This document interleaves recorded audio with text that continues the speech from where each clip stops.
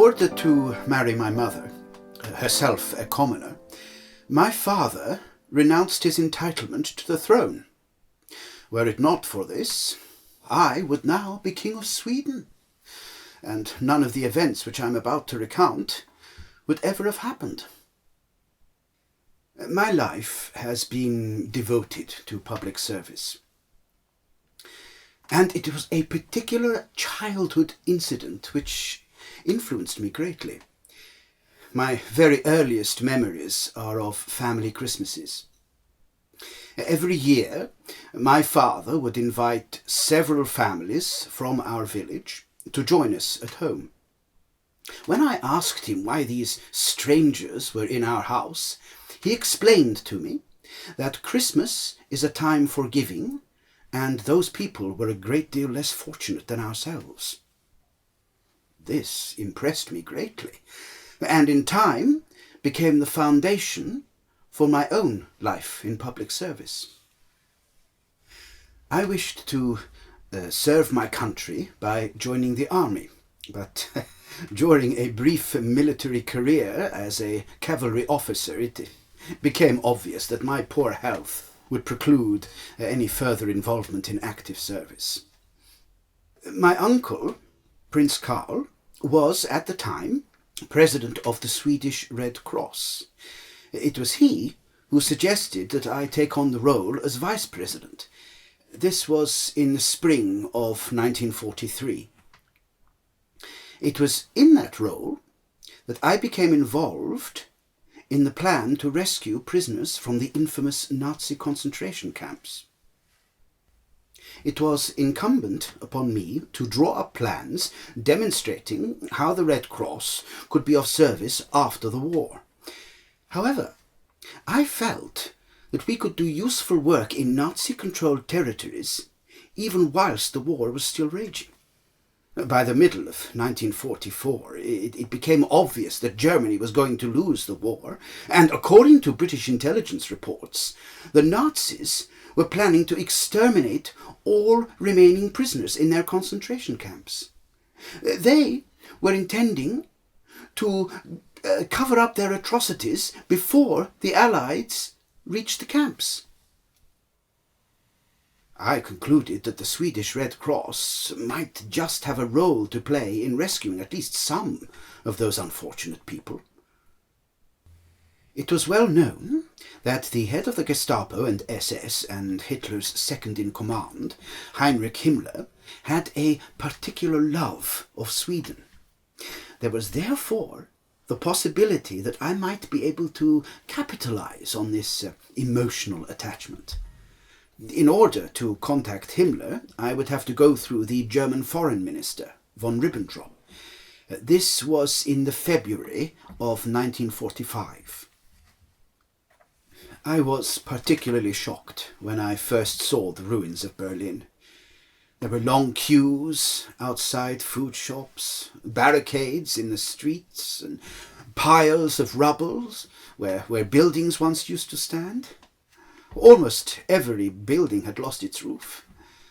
The people were reduced to living in cellars and faced heavy bombing raids every night. This was the Berlin I saw when I met von Ribbentrop in what was left of the foreign ministry. This meeting took place at a time the Swedish government was actively considering entering the war on the side of the Allies. Your Mr. Churchill had made certain overtures intended to persuade the Swedish government to abandon its neutrality. No decision had been made, but I was able to give von Ribbentrop the impression that our discussions might have some bearing on the matter. I was able to suggest that any form of cooperation would undoubtedly create amongst the Swedish people a more favourable impression of the Third Reich. Von Ribbentrop was aware that if Sweden were to abandon its neutrality, that would be a disaster for Germany. I recall he also suggested that it would be a disaster for Sweden. According to von Ribbentrop, if Germany were to lose the war, Russian bombers would be over Stockholm in days, and undoubtedly the Bolsheviks would execute all the members of the royal family, myself included. Von Ribbentrop had this notion that all Anglo-Saxon governments, Sweden included, should unite to combat the Bolshevik menace. Von Ribbentrop believed that the Swedish, the Germans, the British and the Americans all share the same values, born out of the same history. Values, as he put it, moulded by the Renaissance, the Reformation and the Enlightenment. In a sense, he was correct, in contrast at least to the history of the Russian people. You can draw a line through Europe dividing east from west, and it is the very same line which divided the Eastern and Western Roman empires. All the nations to the east of this 1500-year-old line are prone to despotism in some form or another. Their past lies in the oppression and tyranny of the Byzantines. As a direct consequence of their history, the Russian people know of no other way. Von Ribbentrop asked me which contemporary human being had contributed more to humanity than anyone else. He was, of course, referring to Herr Hitler, whom he sincerely believed to be at heart a good man. For many Germans, there can be no greater good than the elevation of one's own nation, one's own race. Hitler's every waking hour had been devoted to the supremacy and survival of his own people. Germany had suffered great ignominy after their defeat in 1918. Their national pride and economy were in tatters, but according to von Ribbentrop, Hitler had single-handedly restored the prestige of the German race. I wonder if there's anything to be said for this definition of a good man. A man who puts his own people above all else. For example, as a direct consequence of my new role in Palestine, I have made a great number of enemies, particularly amongst Zionists, who've suggested that in my dealings with the Nazis, I was only interested in rescuing Scandinavian prisoners, and not even Scandinavian Jews. In truth, I would never favour one race above another. Suffering is suffering, wherever you find it. Surely it is little more than petty parochialism to exhibit more concern for the suffering of one's own people or one's own race. I've always believed that in any endeavour we must avoid elevating our national identity above all other identities. Must I define myself as Swedish above all? If anything, I consider myself to be European, first and foremost. After all, the Europeans share a common heritage and culture which goes back thousands of years. So, on the contrary, I wanted to rescue prisoners of all types, but my way of starting the process was to propose that we deal firstly with Scandinavian prisoners. I felt this was likely to meet with less resistance from Himmler. The first step was to persuade Himmler to allow a Swedish Red Cross convoy into German-controlled territory in order to rescue all the Swedish, Danish and Norwegian prisoners and move them to a place of safety in neutral territory. I recognized that the expedition I was proposing would be exposed to great danger. There could very well have been Red Cross casualties. Even my own expeditions into the heart of war-torn Germany to meet with Himmler and von Ribbentrop were not without risk. It was necessary to strike up a good working relationship with Himmler. In order to achieve anything from these negotiations, I was forced into a position where I had to treat him with kid gloves. I had to get him on my side. There was nothing to be gained in antagonizing him by labouring on the iniquities of the Third Reich. I never publicly denounced Nazism or its methods because I knew that would prevent me from achieving my purpose. In a manner of speaking, I had to deal with the devil. My first meeting with Himmler himself took place in his office in a large hospital 75 kilometers north of Berlin. My first impression was of a harmless provincial schoolmaster, a small, frankly unimpressive man.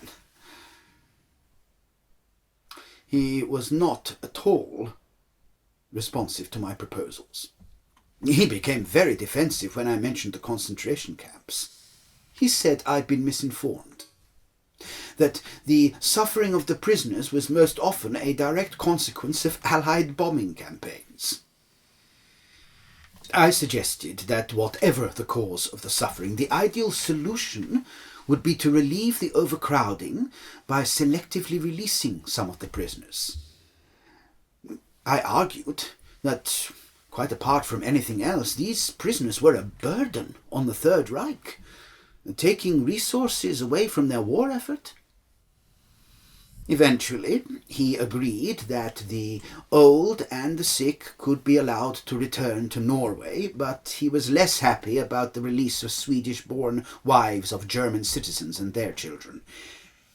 He felt that in Sweden, German children would be brought up to hate their own country and would be spat upon by their playmates. Himmler was particularly eager for his cooperation to be acknowledged.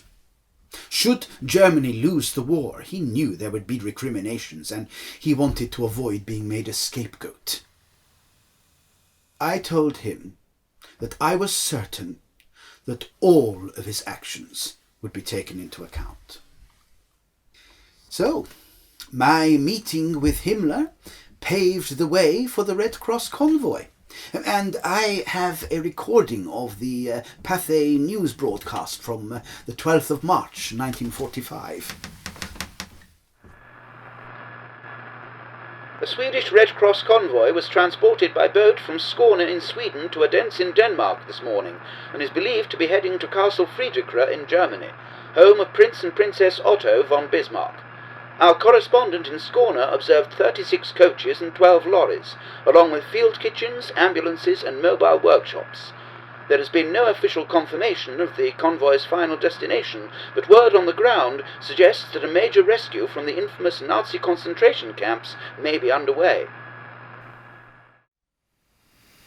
The convoy made its way to Neuengamme, near Hamburg, and I became the very first representative of a neutral humanitarian organization to set foot in a concentration camp.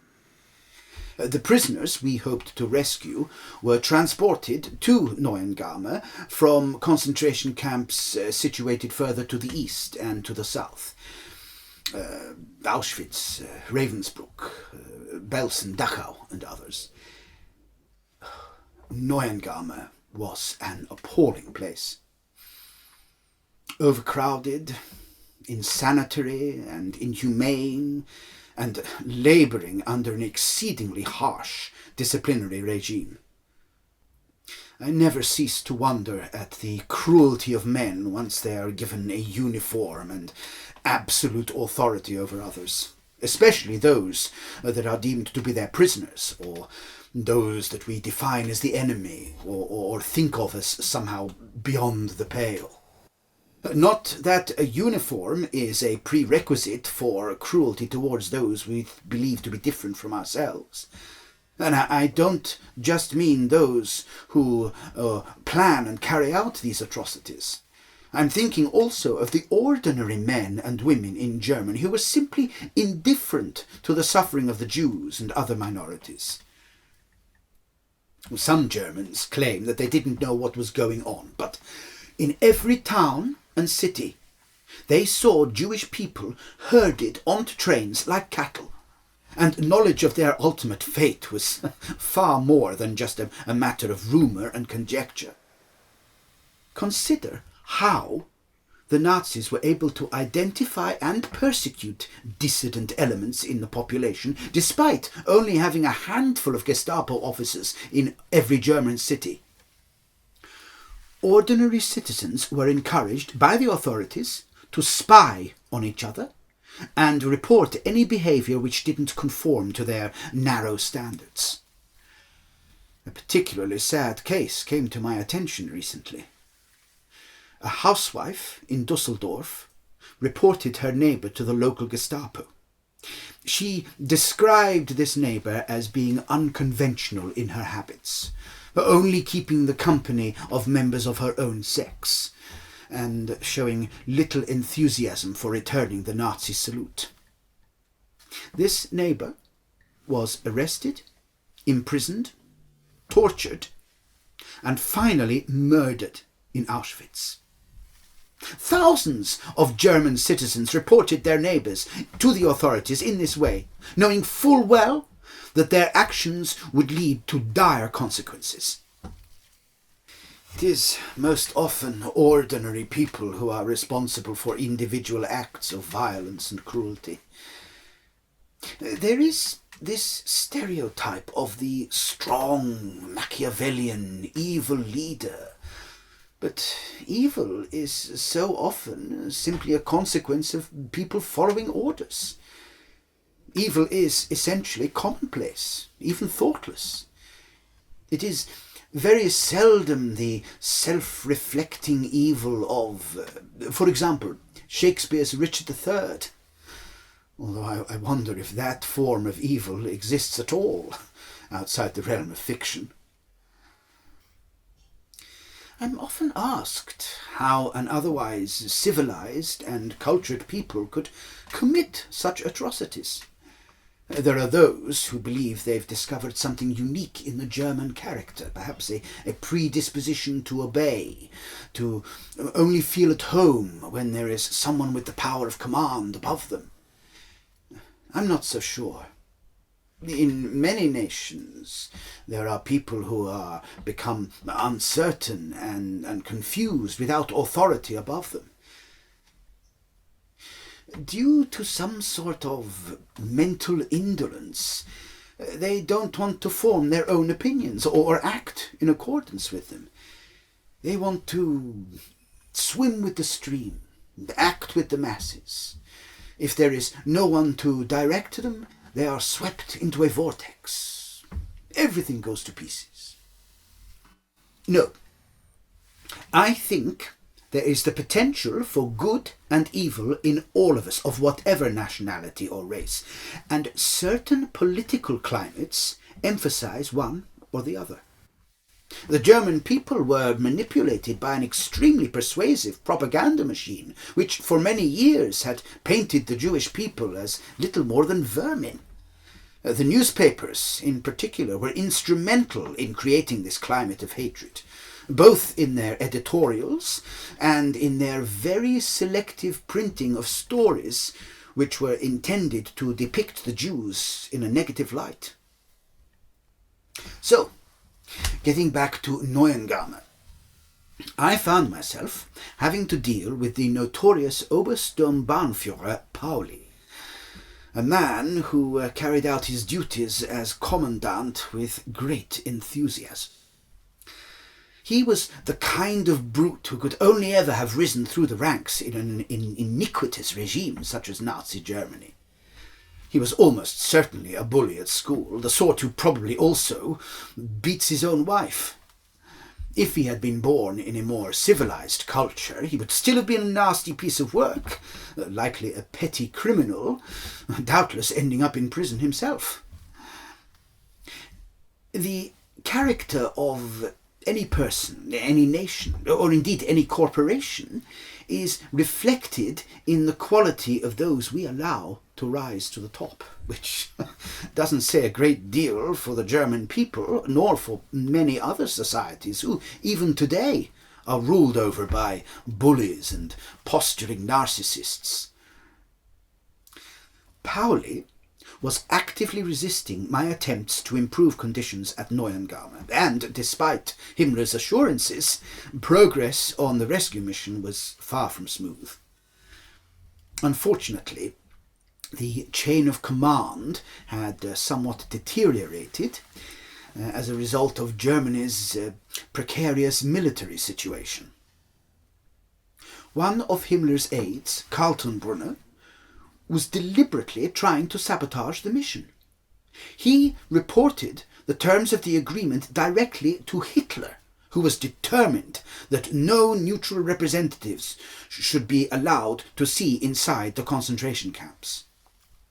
I was unprepared to tolerate my plans being upset by Kaltenbrunner, so I refused to discuss the matter with anyone other than Himmler.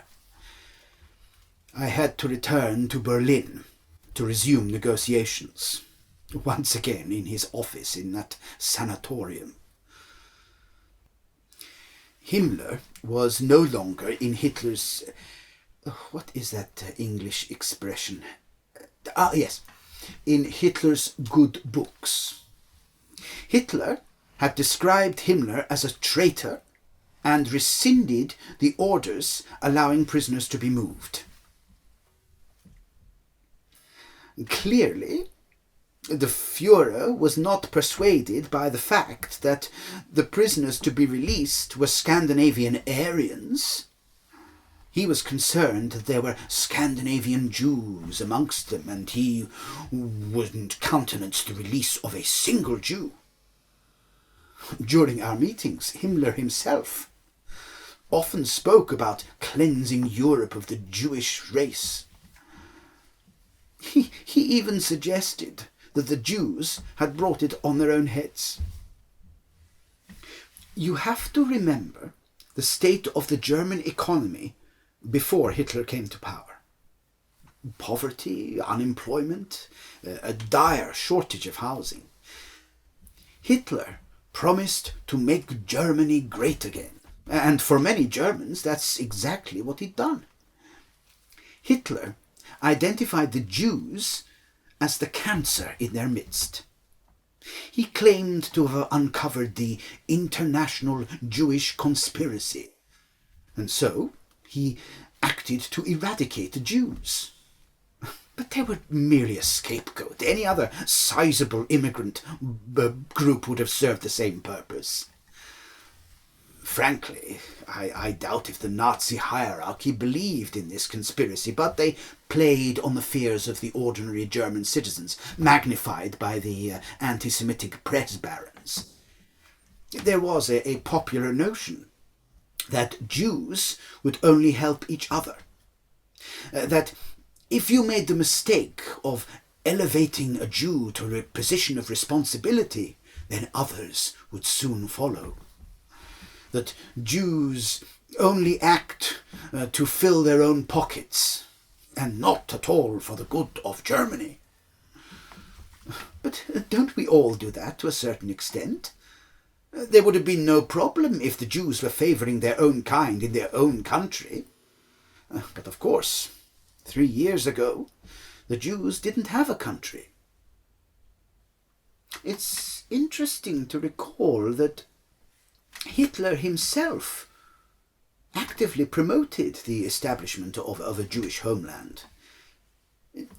Prior to the implementation of the final solution, he anticipated that Jews expelled from Germany would indeed settle in Palestine. You see, many Germans believed that the Jewish people have been in a state of constant conflict with other races since the time of Abraham, precisely because they believe themselves to be the chosen people of God, a superior race. After all, it's not easy to convert to Judaism. With very few rare exceptions, a Jew is born a Jew. However, historically speaking, There have been very many cases where a Jewish minority has worked alongside and even assimilated to a degree with other peoples. I've always admired your own British policy of liberal integration. You welcome with open arms peoples from all around the world, just as long as they integrate and, in part, adopt British values. That seems to me to be a humane and eminently sensible approach. Although, even in Great Britain, there are unscrupulous and despicable politicians who would try to make scapegoats out of immigrants by blaming them for problems which are not of their own making. I was eventually able to persuade Himmler to allow the convoy to leave Neuengamme against the Führer's direct orders. In return, he wanted to play a part in bringing about a peaceful resolution to the war in the West. He wanted me to describe to Eisenhower his cooperation in the matter of the convoy. Himmler hoped that he and Eisenhower could discuss terms for a German surrender on the Western Front. We now know, of course, that Himmler's terms were unacceptable to the Allies. It was Admiral Dönitz, not Himmler, who surrendered to Eisenhower, and Himmler committed suicide after being captured by British troops.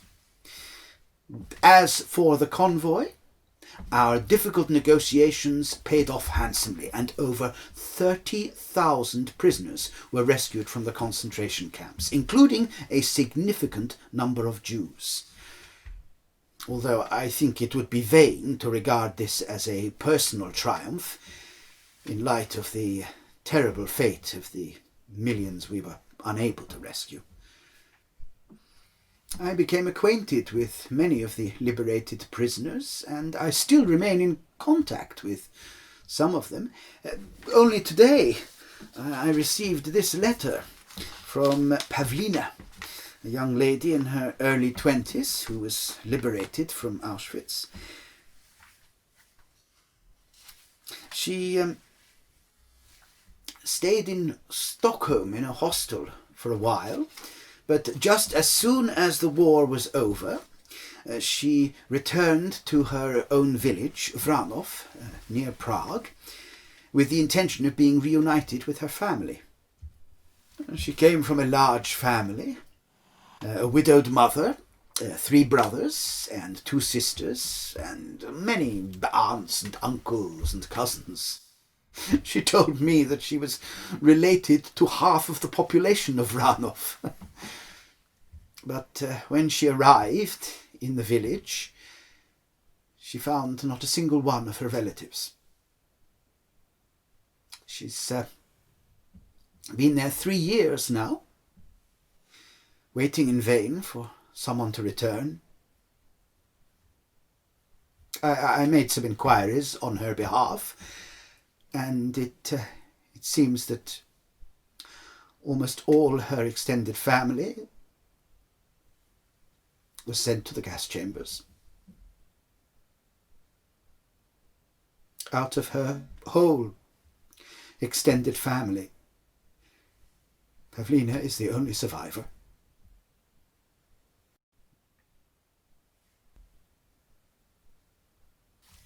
Imagine you are liberated from Auschwitz or Belsen. You return to your hometown in Poland or Austria or Hungary, in Germany or Czechoslovakia. You find another family living in your house. You look into the faces of your former neighbors, and you see the murderers of your family. You discover that you are still hated. Your neighbors regard you as having returned from the dead. At best, your return is a painful surprise to them. How can you remain there? How can you remain in the place where once you were happy amongst family and friends? Many people have deliberated long and hard about the lessons that can be learned from the crimes of the Third Reich. The 18th century conservative politician Edmund Burke once famously said, "The only thing necessary for the triumph of evil is that good men should do nothing." We must ask ourselves, where were the good men of Germany just a few short years ago? Or perhaps there were very few men or women in Germany who were not fundamentally anti-Semitic. But anti-Semitism alone cannot fully explain the death camps. The cruelties were also meted out against the mentally ill, the crippled, against gypsies, homosexuals, communists, Slavs, indeed against anyone who did not uphold the values of the Third Reich. If a person or a society exhibits intolerance towards one group, they generally exhibit intolerance towards many. I suggested earlier that the German people are far from unique in having a strong predilection for order and compliance with authority, but wherever we find it, this tendency certainly breeds intolerance towards anyone who is in any way different, non-conformist, non-compliant. Take, for example, an incident where a group of German conscripts were ordered to take part in a firing squad. Their victims were Jewish women and children who had attempted to escape from the Warsaw Ghetto. The German commander told each member of the firing squad there would be no repercussions if they decided not to take part. These men were not professional soldiers. They were not members of the Nazi Party. They were bakers and plumbers, car mechanics and shopkeepers. Not one single man declined to take part. Apparently they didn't want to stand out, so instead they murdered those women and children. Perhaps they simply didn't want to think for themselves. 3 years after the defeat of the Nazis, anti-Semitism still persists in Germany and some other parts of the world. Only yesterday, I read a report in the newspaper about some Germans passing by the Jewish Community Center in Stuttgart. They were heard to shout out loud, "It's a pity they didn't burn them all." Most Germans feel no sense of shame or guilt. They only regret that they lost the war.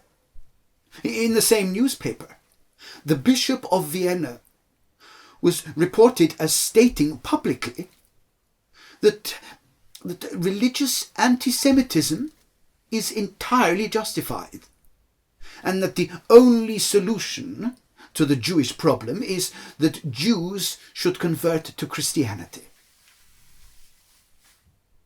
There's hardly a country in Europe where the Jews haven't suffered persecution, and many other nations colluded enthusiastically with the Nazis, and not just in Europe.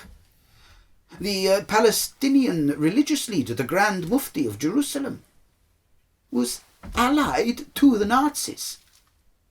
It was he who suggested the final solution to Hitler.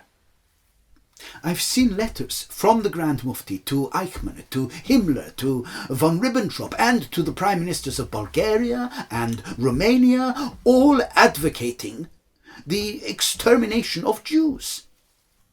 Ever since seeking refuge in Germany in 1941, he has actively campaigned for the elimination of all Jews and personally ensured the murder of thousands of Jewish children who would almost certainly have survived had it not been for his intervention.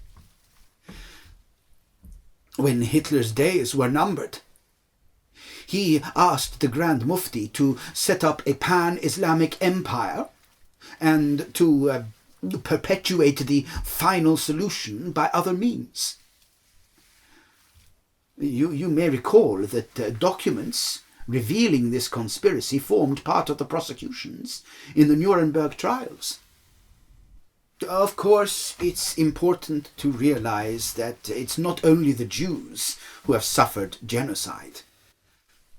More indigenous people were massacred in South America by the Spanish, armed only with crude muskets and bayonets, than the Nazis were ever able to exterminate using their industrialized killing machine.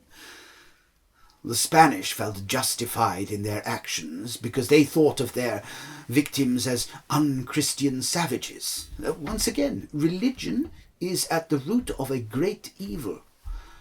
Unreasonable beliefs so often lead to unreasonable actions. The Nazi cult of Aryan supremacy was very much akin to a religion and very bound up with the occult. This was an unreasonable belief by any standards. Of course, any difference can be used as an excuse for persecution. It doesn't have to be religious, but for many people, their religious identity takes precedence over their other identities. It's more fundamental than national or even racial identity. And for those who don't share one's religious identity, they can be seen as somehow beyond the pale. To an outsider, these religious distinctions seem ridiculous, ludicrous, puerile myths.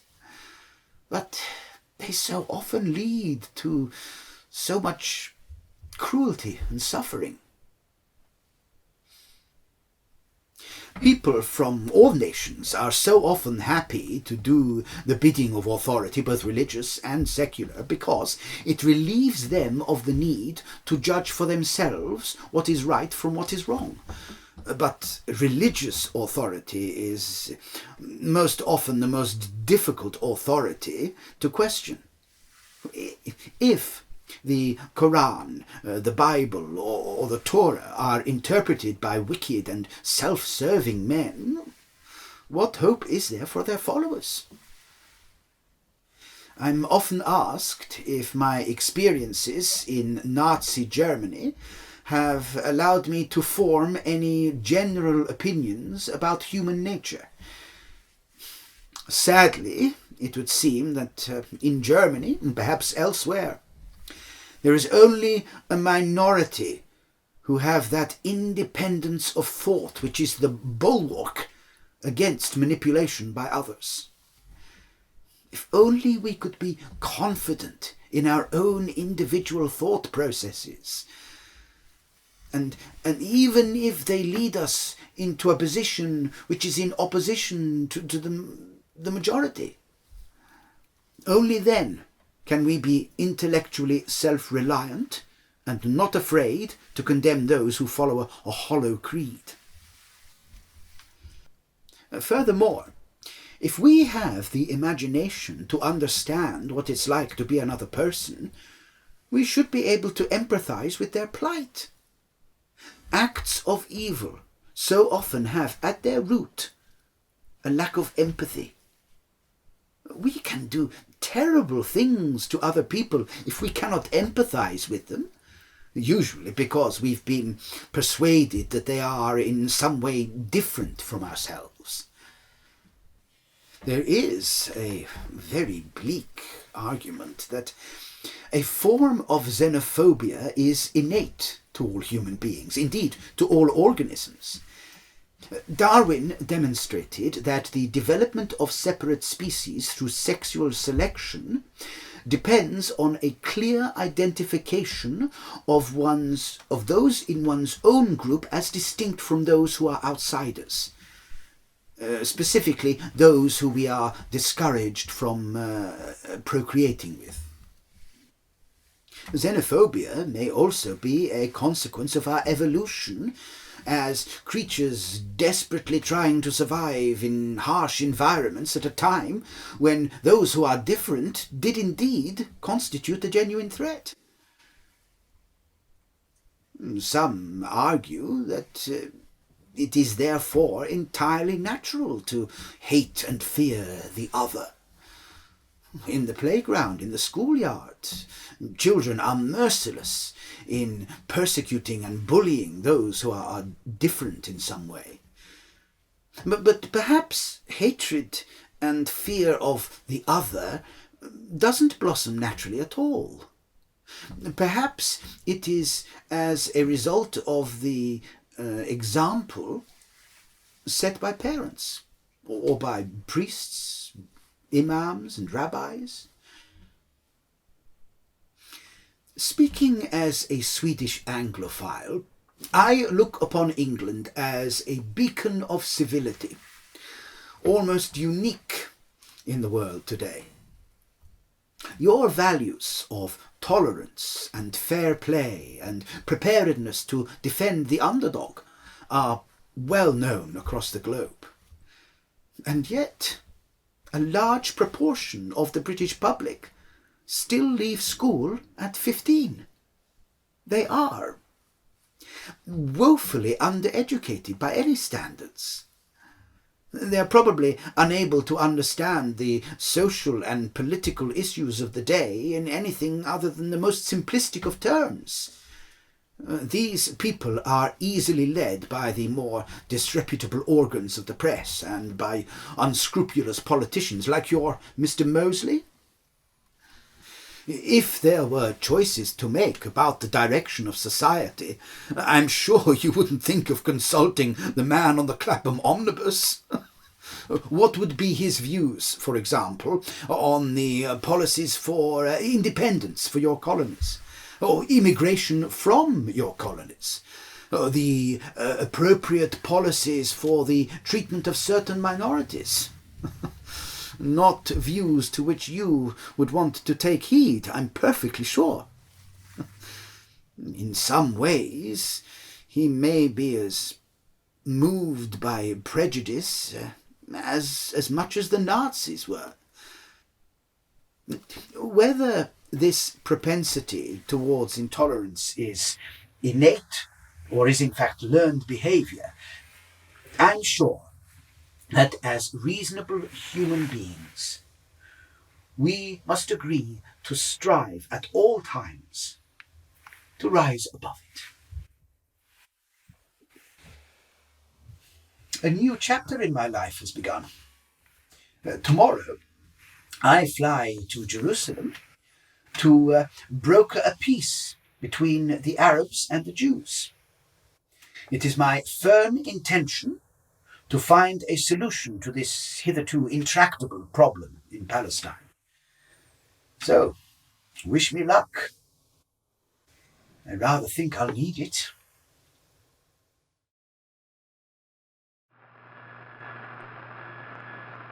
We have just received news that Count Volker Bernadotte, the United Nations Security Council mediator in Palestine, has been assassinated in West Jerusalem. First reports suggest that Count Bernadotte's limousine was held up by men wearing the uniform of the Zionist militia, one of whom fired at point-blank range into the car. The Swedish ambassador remarked that it is a savage irony that a man responsible for the liberation of so many Jews from the Nazi concentration camps should be murdered by Jewish extremists.